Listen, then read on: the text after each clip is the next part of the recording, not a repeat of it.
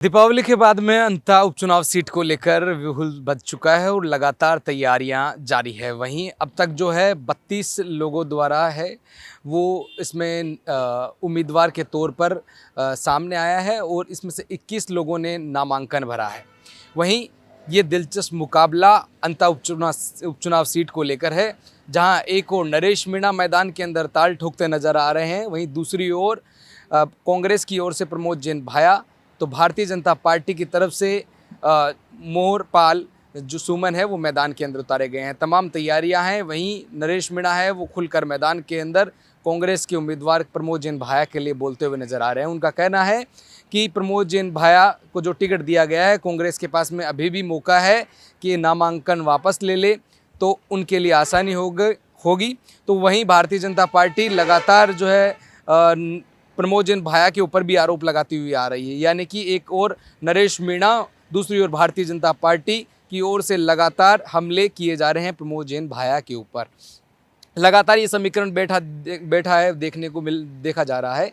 इसके अंदर खासतौर पर जो चीज़ें हैं वो नज़र आ रही है। वहीं वसुंधरा राजे का जो है एक अहम भूमिका रहने वाली है, क्योंकि उनके बेटे दुष्यंत सिंह लगातार वहां से सांसद के तौर पर जीतते हुए आ रहे हैं और बिग सपोर्ट अगर वसुंधरा राजे का रहता है तो भारतीय जनता पार्टी के लिए ये सीट जो है वास्तविकता पर देखा जाए तो जीतती हुई नजर आएगी। लेकिन वसुंधरा राजे का सपोर्ट कितना रहता है, बैकड्रॉप से सपोर्ट रहना जरूरी है, सामने तो जो है चीज़ें अलग रहती है। वहीं अगर इसमें बातचीत की जाए तो कांग्रेस के लिए नामांकन के तौर पर रैली के अंदर कांग्रेस के कई लीडर्स हैं वहां पहुंच चुके हैं। वहां जाकर उन्होंने प्रचार किया। अशोक गहलोत पूर्व मुख्यमंत्री राजस्थान के हैं, सचिन पायलट हैं, गोविंद सिंह डोटासरा है, कई लीडर्स यानी कि जो वहां जाकर अंता उपचुनाव सीट को लेकर प्रमोद जैन भाया के लिए प्रचार कर चुके हैं। वहीं नरेश मीणा समर्थन मांगते हुए नजर आ रहे हैं। उन्होंने कहा है हनुमान बेनीवाल उनको समर्थन दे रहे हैं, क्योंकि इस बात को लेकर उन्होंने एक बयान भी दिया था नरेश मीणा ने, जिसमें कहा था कि अगर हनुमान बेनीवाल अगर मर्द हैं तो वो मेरा सपोर्ट करेंगे और सामने आएंगे। तो उसको लेकर जो हनुमान बेनीवाल है उनका भी एक बयान वापस आया था। उन्होंने कहा था कि जो भारतीय जनता पार्टी और कांग्रेस को हराएगा मैं उसके सहयोग में हूँ, उनके सपोर्ट के अंदर हूँ।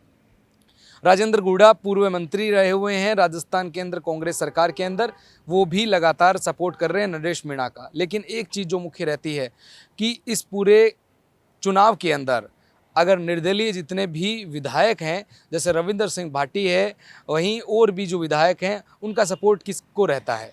अगर नरेश मीणा को उनका सपोर्ट रहता है तो शायद नरेश मीणा इस चुनाव के अंदर अच्छी गति भी बना सकते हैं और अच्छा परिणाम भी दे सकते हैं। लेकिन वहीं दूसरी ओर अगर पिछले 4 से 5 टर्म का चुनाव देखा जाए तो भारतीय जनता पार्टी का जो जीत का आंकड़ा है वो 5 से 10 हज़ार के बीच का रहा है, वोटों का रहा है। लेकिन वहीं कांग्रेस की बातचीत की जाए तो 35 से 40 हज़ार से ज़्यादा वोटों का आंकड़ा कांग्रेस के लिए रहा है। तो एक तरीके से देखा जाए तो ये सीट है वो भारतीय जनता पार्टी के लिए बहुत कठिन सीट भी हो सकती है। कांग्रेस की अगर बात की जाए तो नरेश मीणा जब से वहाँ पर निर्दलीय उम्मीदवार के तौर पर उन्होंने अपना नामांकन भरा है तो उसके बाद में चीज़ें थोड़ी बदल सी गई है। लेकिन पूरी निगाहें वो बनी हुई है 21 लोगों के अंदर अभी तक जो नामांकन भरे जा चुके हैं।